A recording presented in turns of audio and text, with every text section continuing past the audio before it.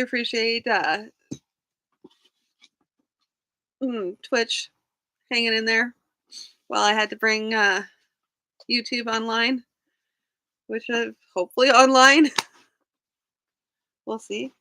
Bear with me. I have, like I was saying to Twitch, I have cat just wanted to leave, and I have kittens that want to play, and I'm trying to read. And I want to try and read a couple of few chapters tonight. We'll see because it's a late start tonight, just because of the way things are running a little slower for me, just for the next little while. But I want to get right down into it because I want to try and.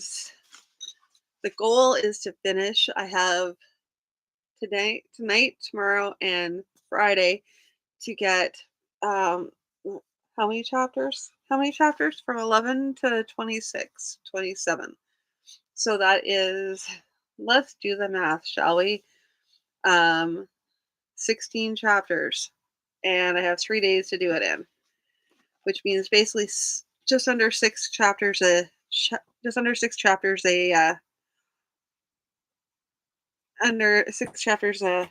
night, which that's going to be for a late night tonight. So I may just do a super late one on Friday. We'll see how this goes.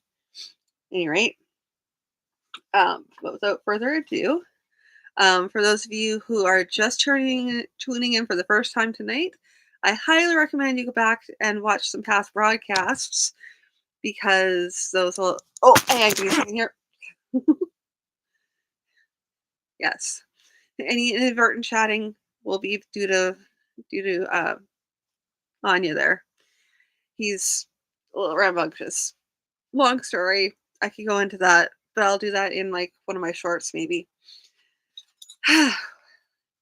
Anyway, go back to past broadcasts and feel free to watch from the beginning so you get an idea of what the story is. I did a recap last night to kind of go over where we're at in the story, which I promptly forgot, but that's okay because here I am again. So yeah, we have the priest. We left off with the priest, getting convicted of his crime of attempted murder. But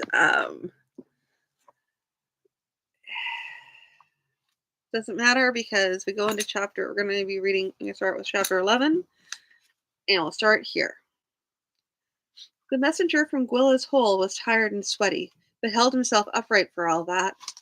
My Lord Baron Wardick be gathering Baron Wardick be gathering his forces across the border. What numbers? About 30 horse and under 50 foot when I left, my Lord Baron. Any other message? None, my Lord Baron. Wellsor nodded. You may go. Rest overnight in the castle, but hold yourself ready in case we need to speak to you again. Yes, my Lord Baron. After the man had left, Wellsor turned to Forsyth. Well, harvest is done. Forsyth drew a deep breath. Forest is done. Now, Lordsby can be taken the hay fork from the peasant's hand and be given him a spear instead. Your orders, Lord? As to that, do you have any suggestions? Well, Forsyth stroked a hand down his chin. I'd say he be testing us, seeing what we be doing for a threat. And I'd say we'd be needing to do something to show we be taking him seriously. Elsewise, we'll push a little further and a little further. He'll push a little further and a little further. Till we end up fighting somewhere we'd rather not. Gwalsor nodded. Still, I don't think we want to call up all our forces simply because he makes a demonstration on our border. That might suggest to him that we're afraid of him and encourage him to do something rash. What then? Just a few more than he has to show we be serious too? Yes, I'd say so. And should things become serious for some reason, A small force at Gulla's Hole can help until reinforcements arrive. Gwalsor sighed. It would seem he no longer fears the king's involvement on my side. I'd hoped that the king's favor, however tenuous, would give us a summer at least. Perhaps it has. Look, he be right cautious about things. I know Wardick. Another time, he be storming the fort at Gwillis Hole, hoping to catch us unawares. This summer, he be doing niggling, feints, and schemes. I hope you're right. Now, who should we send? I don't think it would be best. I don't think it would be best.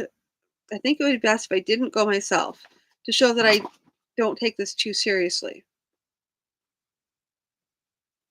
Would you trust Dar Irrelevant with it? He hates your guts, but he be no fool when it comes to tactics, and he be a determined man as well. Wellsor pursed his lips.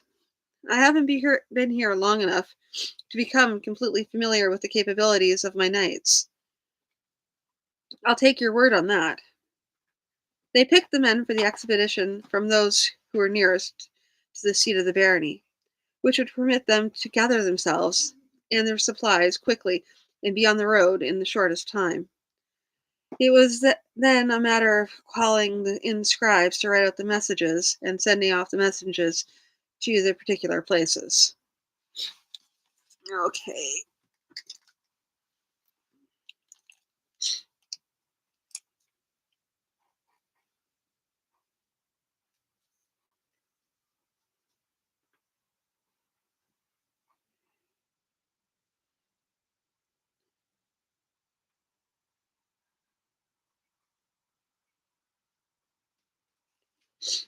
I got to use the word thereof. Alrighty. Sorry, I had to edit a bit. I'm not even really editing, just making notes. Okay. And I'm sorry, I have like the worst allergies right now. Like my sinuses are just completely stuffed. I took something for it, so I'm either going to be better or I will be falling asleep. And you'll decide.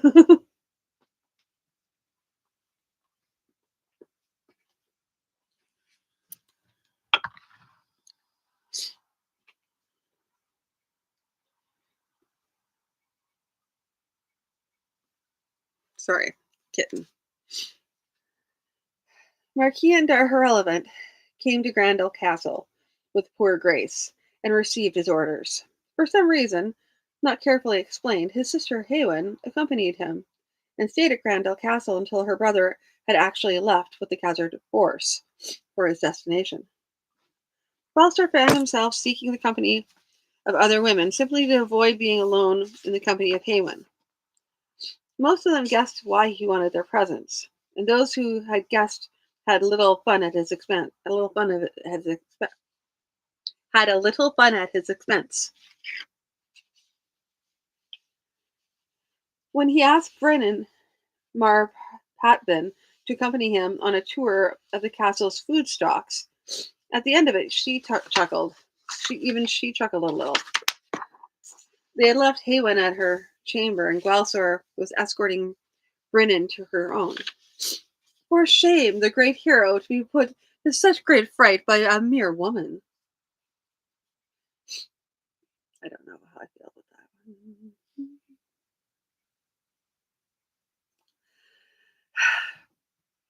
Gwalsor smiled ruefully. But, lady, mere enemy warriors can be fought, or if necessary, can die bravely in fighting them. Against this, mere swords are useless. Ah, but will you not marry? You must have an heir to inherit the barony. He smiled again.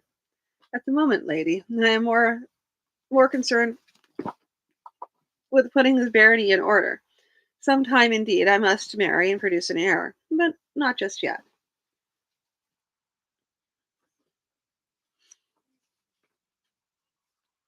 And if you lead your soldiers out one day and don't come back, your knight's holders will be so busy fighting over who should succeed you that people such as Wardick will have little trouble taking much or all of Grandel Barony.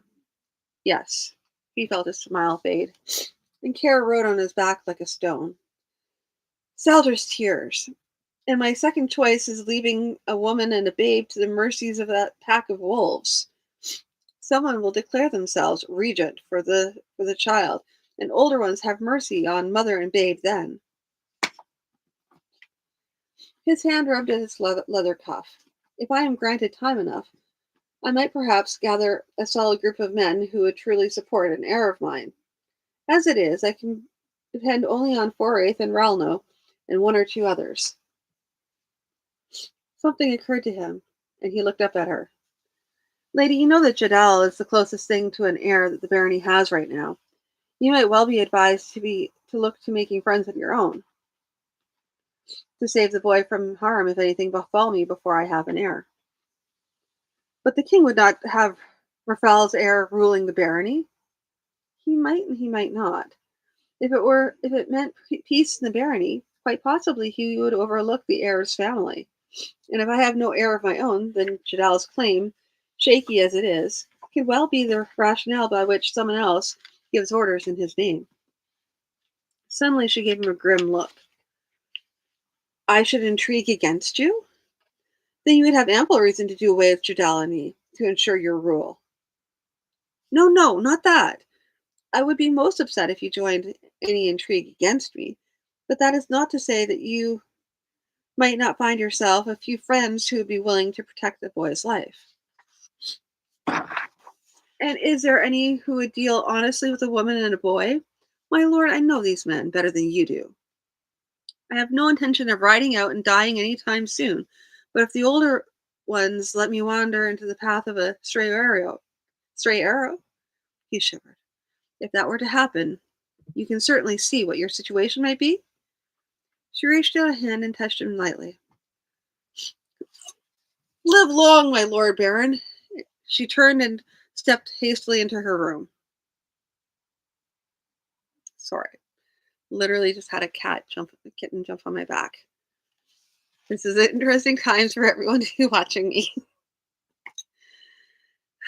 Kitten antics. Okay, yeah, they're both in play mode and I can't really stop them. It's like they're little forces of nature.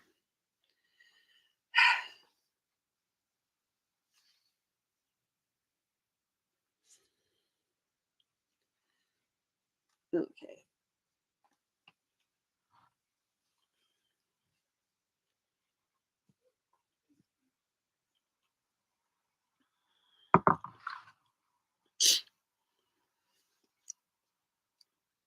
Three guesses where I have to read.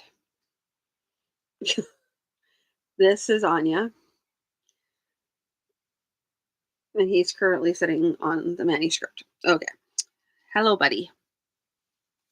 Uh-huh. Hi. Can I read? Are you going to help me read? Thank you. Tosteg looked.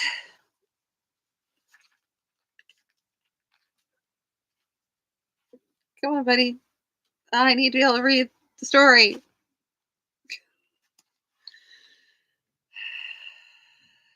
Did I mention I'm a consummate professional? Okay. Come on, you. Come on. Why don't you sit on my. You have another lap you can sit on. You do not have to sit. Come on. We're on the side. Come on. There we go. Tosteg looked out from the newly erected palisade.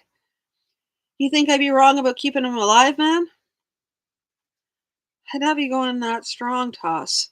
Be a bit hard keeping so many peasants fed through the winter, though. Tosteg nodded. Be that for sure.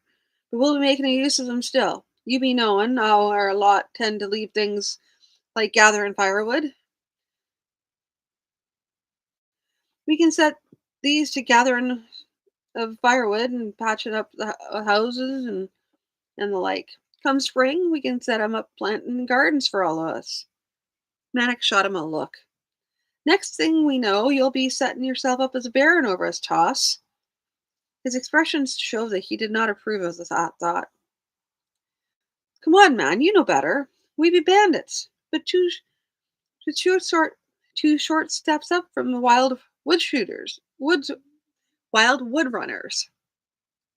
But there be no need to do with all comfort. And for sure, if I ever start get if I ever start calling myself Lord of Lessmore or some such, you got my leave to revolt against me.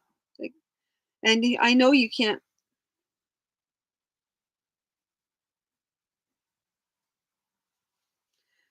I know you can't throw barons. I don't know. There's a word. I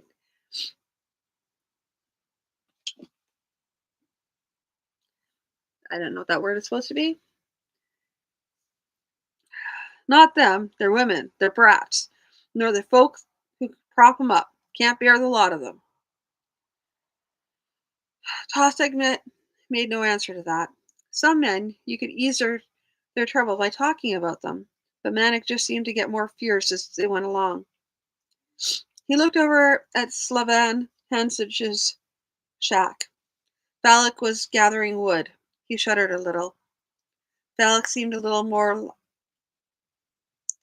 alive than Yahor. His eyes were as dead as a corpse's.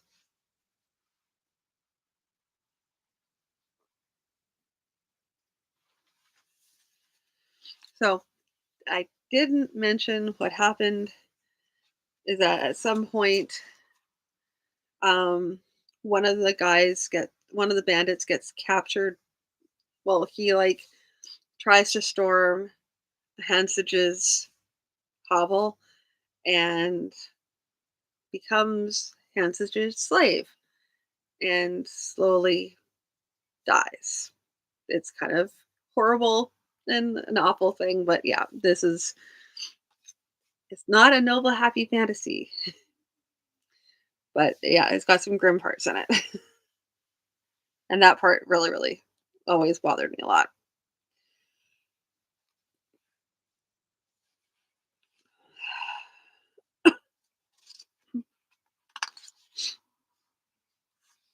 Alex seemed a little more alive than Yahor, the original column. His eyes, they were as dead as a corpse's, and yet, sometimes, Balak's face would show a look of terror, as though he knew what was happening to him, and he could do nothing against it. Tostig thought from time to time about killing Balak. Sure as sure, though, you'd be fighting him if you did that. Somehow, at some point, Slavlan Hanch had gotten to be too much for a mere bandit chief to deal with. He turned to Manic. We best be sending some of those lads out. As you say, we be needing food. Maybe I'll be taking a bunch myself, unless you'd rather be doing it. Manic shook his head. You go on, Toss. I'll be taking care of things back here. Yeah, early. Yuck.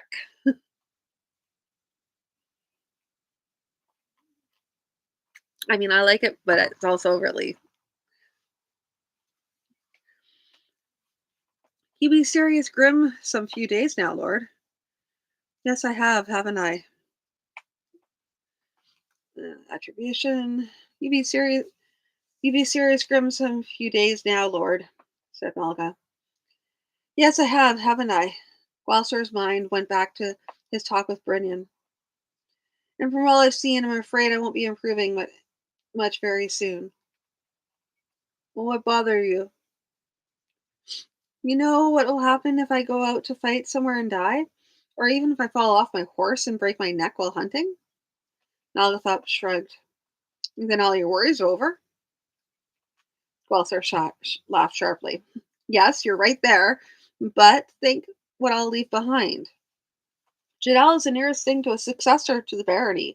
Some quick-minded and unscrupulous fellow will seize him and his mother and rule in his name until he comes of age. And how soon do you think it will be before he succumbed to a fever or had an accident of his own? Not to mention what will happen to the people I've befriended. 4/8, for instance, will be murdered out of hand. Same goes for Alno. And maybe, too, your wild Lufta henchmen. I think my wild Lufta henchmen will prove very difficult to kill. That's neither here nor there. What of the ones less able to defend themselves? The flat olive face was impassive.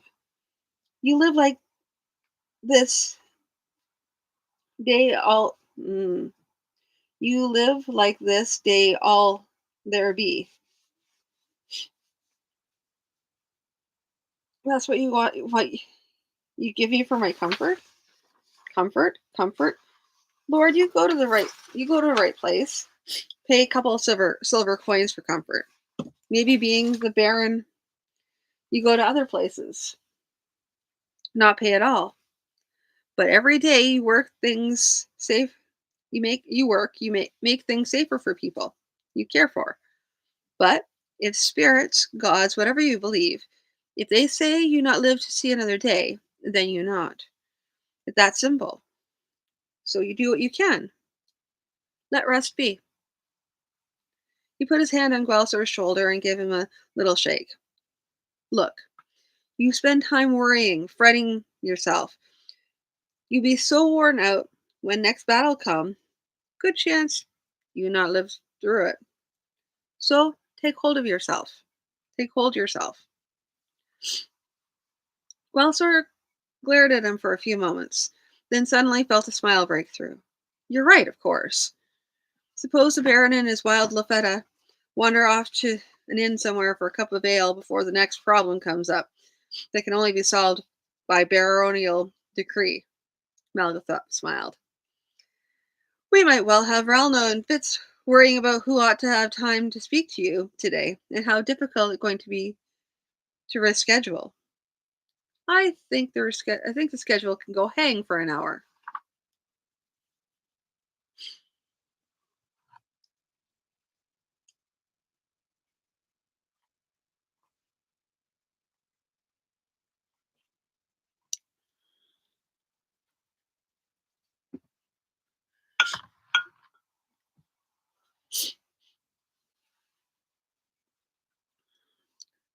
Next day, about mid-morning, Welsor was walking in from striking at the Pels when Malgathop met him again. The flat olive face was somber. My lord, two louts attacked me this morning. Are you hurt? Malgathop smiled very briefly. By two louts? You try to insult me, my lord? No. I tell you that for start. I wonder if someone maybe want me out of the way. Give me notion, so I go by your rooms. They try again, my lord. Curse in your chamber again. If not worse one than last, you paint me white and call me Southeron.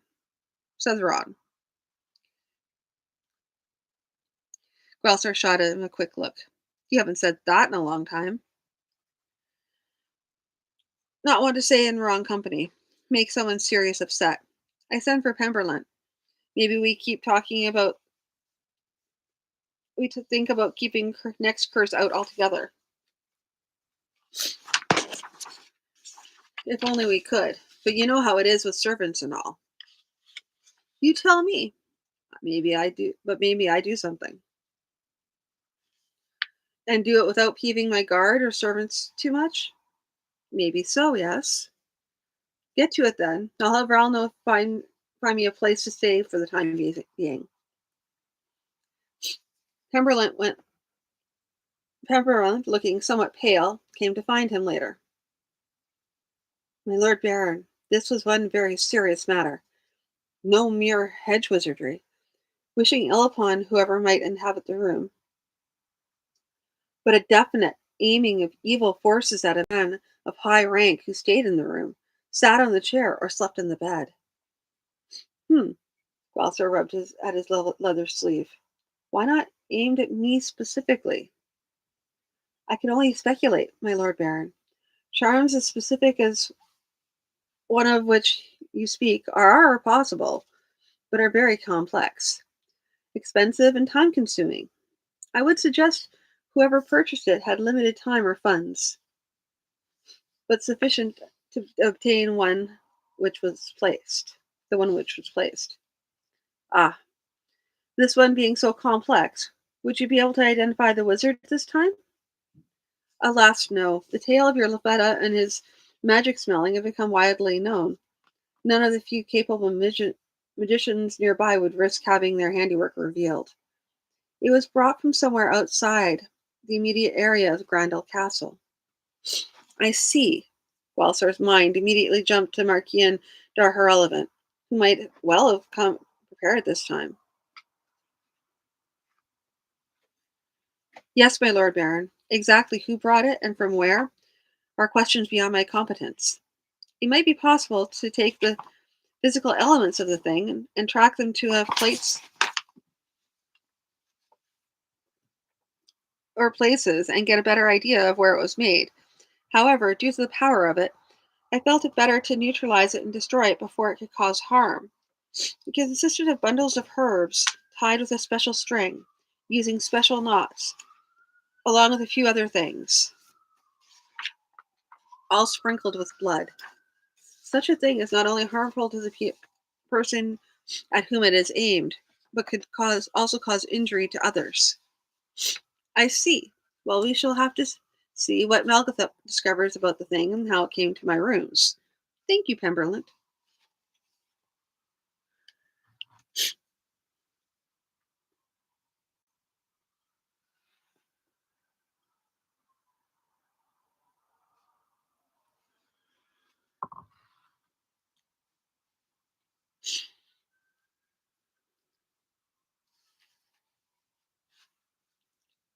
When he returned in the afternoon, Malgathep said, "Somebody serious, anxious to get thing off hands. If you waited till afternoon, there been much coming and going through your quarters. I may never track down all the toing and froing, and whoever bring it, not know at all what he bring. Special gift to my lord from friend who want be unknown. Ha! There is ferocity on the olive face. Idiot, even admit thing feels serious bad to him when he unwrap it. Even so, he put it in desk so my lord Baron can find it sometime by surprise. He got away. He got from man he not know. Not wear colors or badges of any house. He think maybe no man again if see him. Give me chancy description. That all. Whoever behind it, most certainly pick trusted man, bring thing here, give to someone else, then go home. If no serious strange happening, we likely never track down. What about the servant who brought it to my room? That fool? He spent next 2 weeks mucking out stables. If I think he worse than fool, he dead. And guards who let him by, they be mucking up stables for 3 weeks. Balsar nodded. Well, after the fuss over the last love charm, they can probably think themselves lucky they came off no worse.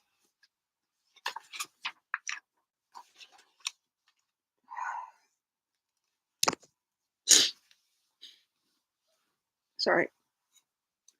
Pemberlin found Walsor again in the evening. My Lord Baron, I have at least a partial answer for you.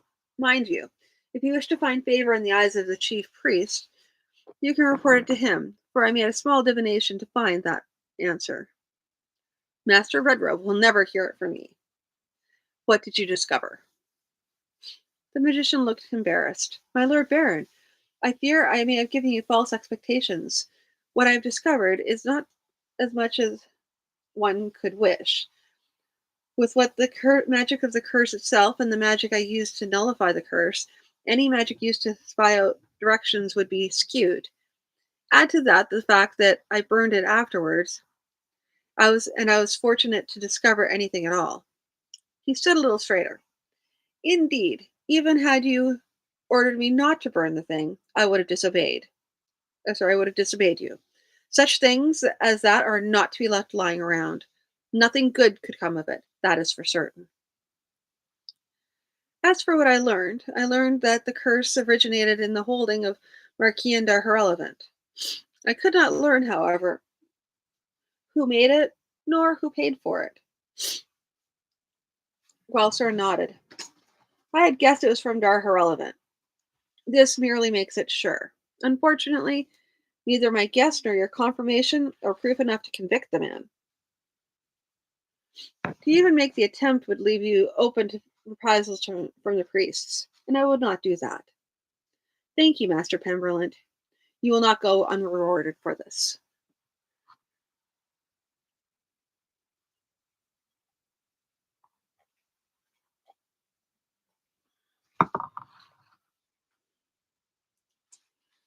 Malkathop's reaction was quick. Get rid that nasty one, my Lord Baron. Would I could, Melga, but I have no good proof against him. You worry serious much about proof. Maybe I arranged something happened to Nightholder, Marquis, and Dar Irrelevant. And if someone happens to see you in the process of this arrangement, or you, or even if people suspect the arrangement, who would likely who would like most for Dar Irrelevant to die besides me? Even if he were to die in battle with several witnesses to the fact that he was killed by one of Wardick's men, there'll be those who suspect that I somehow had something to do with it. Melgothep grimaced. Damned if you do, damned if you not do. Serious bad, my lord. He betray you someday, you know. And in the meantime, he is one of the few capable commanders I have. Not in a situation I like, Melga, but something I have to put up with until I have more support among my knights and knight holders. Alrighty, so that is the end of chapter 11. It's been, as you can tell, it's been a little bit of helter-skelter kind of evening this evening. So I'm just going to leave it at that. I wanted to get all these other chapters done. I have a feeling that my goal for finishing up the story this week, it's not going to happen. So I'm just going to read what I can tomorrow and Friday, and then wrap it up next week. Just a bit of little hiccups, as you can tell. I have kittens. They are rambunctious. They are, yeah, rapscallions. So, but even in this, it was helpful because there are some sections here that need scenes, so I can write what scenes I feel are needed, and I can review the ones from yesterday because I didn't get that finished, which this is very helpful. So, and I hope it was at least a little bit entertaining to you. Probably including the kittens. That was probably anyway. So if you see me jolt and jab again tomorrow night, it's because there'll be more kittens involved. Um, as they help me read the story, I guess. Alrighty. Well, thank you all for tuning in, and I will talk to you again tomorrow night. Um, Hopefully, I can get it started a little bit earlier. We'll see how that works out, though. Okay. Thank you all. Talk to you later. Bye.